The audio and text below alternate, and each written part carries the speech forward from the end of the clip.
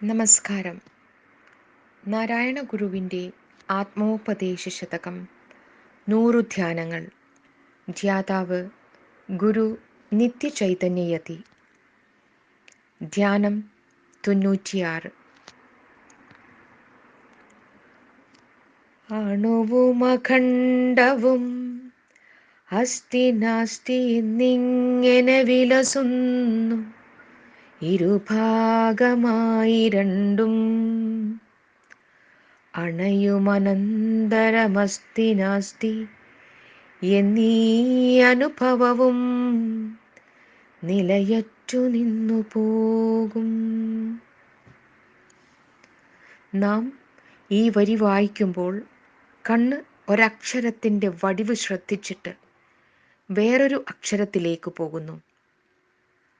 ന എന്ന വർണ്ണത്തോട് ആ, അം എന്ന 2 സ്വരങ്ങൾ ചേർത്തിരിക്കുന്നത് വേഗം തിരിച്ചറിഞ്ഞ് നാം എന്ന് വായിക്കുന്നു. അതുപോലെ തന്നെ അടുത്ത വാക്കും പിന്നെ അടുത്ത വാക്കും വായിച്ചിട്ട് ആകെ വാക്യത്തിൻ്റെ പൊരുൾ ഒന്നായി മനസ്സിലാക്കുന്നു.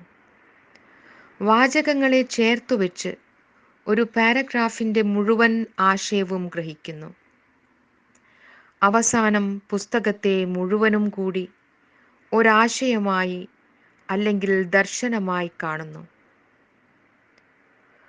അണുവണുവായിട്ടാണ് ഓരോ ഇന്ദ്രിയത്തിലും ഊർജം പെരുമാറുന്നതെങ്കിലും നൊടിയിടയിൽ അവയുടെ പ്രതികരണങ്ങളെല്ലാം ചേർന്ന അഖണ്ഡമായ ഒരു പ്രതീതിയായി ഭവിക്കുന്നു. അക്ഷരങ്ങളിലെ വർണ്ണങ്ങളും സ്വരങ്ങളും ശ്രദ്ധിക്കുമ്പോൾ ആകെ വാക്ക് ശ്രദ്ധിക്കപ്പെടുന്നില്ല. വാചകത്തിൻ്റെ ആശ്രയത്തെ ഒന്നായി എടുക്കുമ്പോൾ അക്ഷരങ്ങളുടെ ഘടനയും രചനയും അപ്രസക്തമാണ്. ഇങ്ങനെ അണുവും അഖണ്ഡവും ഇരുഭാഗമായി നിൽക്കുന്നതുപോലെ അവയുടെ പ്രസക്തിയും അസ്തി നാസ്തി എന്നിങ്ങനെ മാറി മാറി വരുന്നു.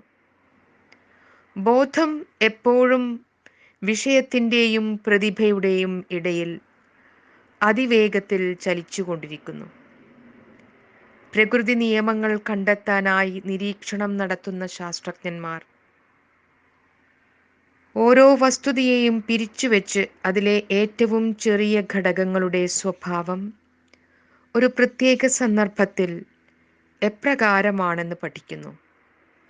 പിന്നീട് പല ഏകകങ്ങളെയും ഒന്നിച്ച് സമ്മേളിപ്പിച്ച് സങ്കീർണമായ സ്വഭാവം മനസ്സിലാക്കുന്നു.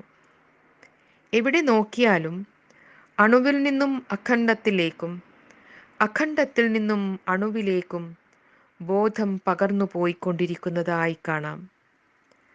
സാധാരണക്കാരൻ്റെ അനുഭവവും ശാസ്ത്രജ്ഞൻ്റേതിൽ നിന്നും വളരെ ഭിന്നമല്ല. അവൻ ഓരോ ചെറിയ കാര്യത്തിൽ മനസ്സുവെച്ച് അതിലെ വിശദാംശങ്ങളിലേക്ക് പോകുന്നു.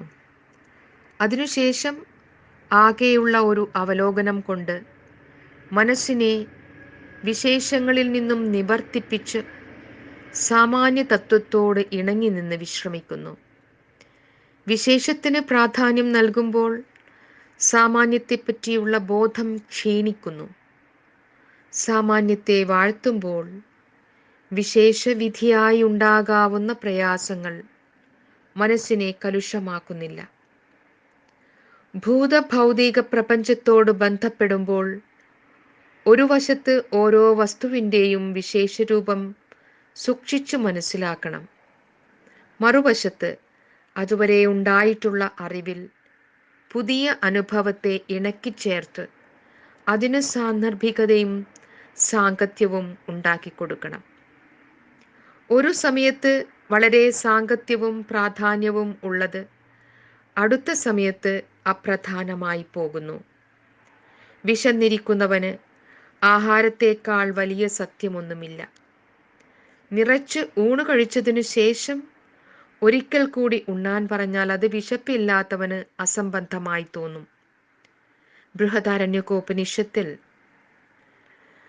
കഹോലൻ യാജ്ഞവൽക്യനോട് ചോദിക്കുന്നു, അല്ലയോ യാജ്ഞവൽക്യ, യാതൊന്നാണ് സാക്ഷാൽ അപരോക്ഷമായിരിക്കുന്ന ബ്രഹ്മം, യാതൊന്നാണ് സർവാന്തരമായിരിക്കുന്ന ആത്മാവ്. യാജ്ഞവൽക്യൻ: നിങ്ങൾ ഈ കാണുന്നത് തന്നെ സർവാന്തരമായിരിക്കുന്ന ആത്മാവ്. കഹോലൻ: ഏതാണ് യാജ്ഞവൽക്യ സർവാന്തരം? യാജ്ഞവൽക്യൻ: യാതൊന്നാണോ വിശപ്പും ദാഹവും ശോകവും മോഹവും ജരയും മൃത്യുവുമില്ലാതിരിക്കുന്നത് അതുതന്നെ. ഇതിനെ തൻ്റെ ആത്മാവാണെന്നറിഞ്ഞിട്ട് ബ്രാഹ്മണർ പുത്രേഷണയും വിത്തേഷണയും ലോകേഷണയും ഉപേക്ഷിച്ചിട്ട് ഭൈക്ഷചര്യത്തിനായി പോകുന്നു. പുത്രന്മാരെ കാമിക്കുന്നത് കൊണ്ടാണ് ധനത്തെ കാമിക്കുന്നത്, അതുകൊണ്ടാണ് ലോകത്തെ കാമിക്കുന്നത്. അതുകൊണ്ട് ബ്രാഹ്മണൻ പാണ്ഡിത്യത്തെ വെറുത്തിട്ട് ബാലനെപ്പോലെയാകട്ടെ, പാണ്ഡിത്യത്തെയും ബാലന്റെ അവസ്ഥയെയും വെറുത്തിട്ട് മുനിയായി തീരട്ടെ. ആ ബ്രാഹ്മണൻ മൗനത്തെയും അമൗനത്തെയും വെറുത്തിട്ട് ബ്രഹ്മജ്ഞാനിയായി തീരട്ടെ. കഹോലൻ: അവൻ എപ്രകാരമായിരിക്കും? യാജ്ഞവൽക്യൻ: അപ്രകാരം തന്നെ, അല്ലാത്തത് ആർത്തമാണ്. ആ സ്ഥിതിയെയാണ് ഗുരു ഇവിടെ അസ്തി നാസ്തി എന്നീ അനുഭവവും നിലയറ്റു നിന്നുപോകും എന്ന് പറഞ്ഞിരിക്കുന്നത്. ഓ